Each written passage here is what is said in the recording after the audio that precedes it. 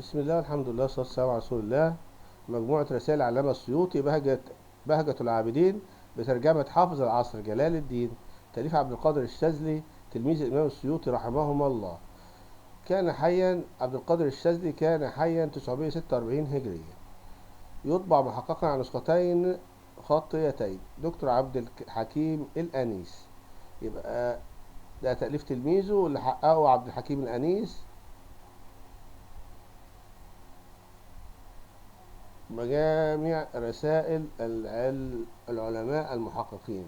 مجاميع رسائل العلماء المحققين. دار اللباب دراسات وتحقيق التراث، اللباب اسطنبول تركيا، دمشق بيروت بهجة العابدين. دار اللباب خالد محمد ياسين علوان، إخراج فني. وخطبة الكتاب عبد القادر بن محمد الشاذلي المؤذن صاحب هذا الكتاب. بنى الشاذلي كتابه على مقدمة 4 أبواب وخاتمة. مقدمة في فضل أهل الحديث، والباب الأول فيما أخبر به رحمه الله تعالى عن نفسه في البدايات، والثاني فيما شاهدناه وسمعناه من أقواله وأفعاله في النهايات، وبالثالث في أسماء المصنفات التي رددها وأبقاها إلى الممات، والباب الرابع في وفاته رحمه الله أي السيوطي رحمه الله. فهرست مؤلفاتي، قيمة هذه الترجمة. وكان يملي علي من تصنيفه وهو يطالع الكتب وهي منشورة بين يديه، ويأتي بغرائب وعجائب من عندياته يصدرها بقلت وأنا مسبوق معه في الكتابة، لا ألحقه ولا أصل إليه. طبعا السيوطي علامة العصر، وكان رحمه الله كثير النقل حسن التصريف مداوم على المطالعة والتصنيف، عارفا بآداب التأليف، يؤدي الأمانة ويعزو كل قول لقائله، ويخرج من عهده كل نقل بنسبة إلى ناقله. ألف تأليفا أسماه التعريف بآداب التأليف.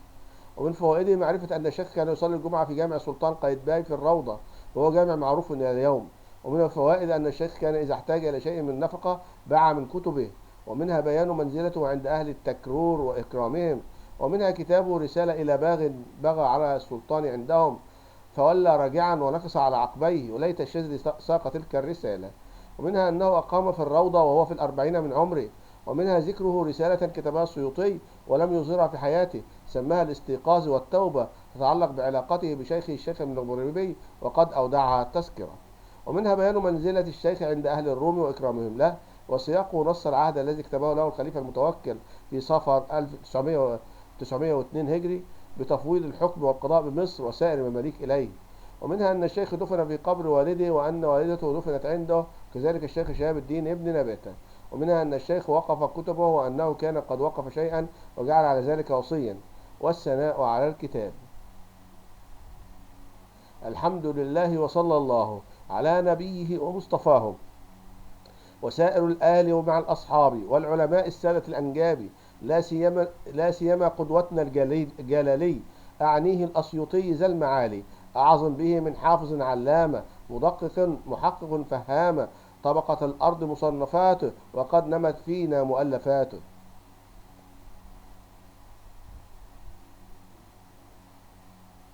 الترحم على الشيخ ابن الكركي، وكانت وفاته سنة 922، وأخذ السلطان سليم مصر سنة 923.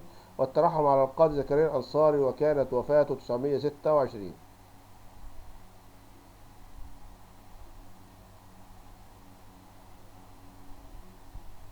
تاريخ مصر والتحدث بنعم الله، وحج جمع الجوامع والمقامة السندسية، والتنفيذ بالاعتذار وطرز العمامة. طبعا احنا عديناهم اكتر من 300 مؤلف، يعني كل مجموعة كده كان فيه حوالي 65 كتاب او 85 كتاب، حوالي 300 او اكتر من 300 مجلد. لا، 300 كتاب عنوان. كل كتاب فيه مجلدات كتير.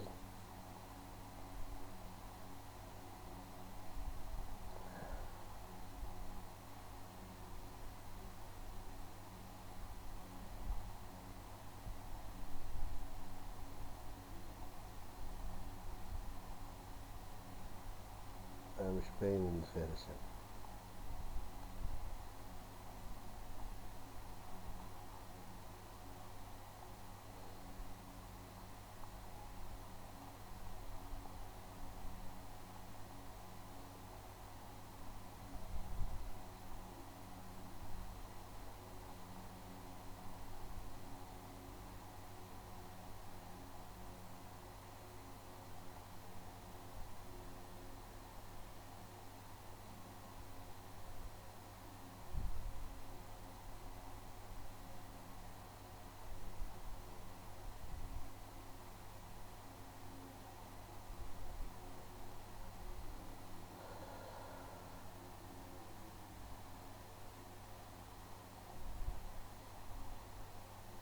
ومن اجتمعت فيه شروط المجتهد وصفاته وكملت فيه علوم وآلات وانفرد في زمان بالاجتهاد وبلغه ربه غاية السؤال والمراد، خادم السنة الشريفة حامل ألويتها المنيفة، سلالة السلف الصالح وخلاصة الخلف الناجح، متبع السنة النبوية ومقتفي الآثار المحمدية.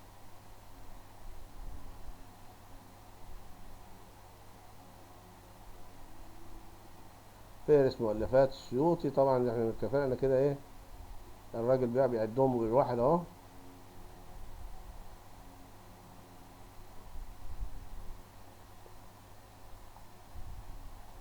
وفهرس الكتاب وفهرس المصادر والمراجع. شكرا لكم، شكرا.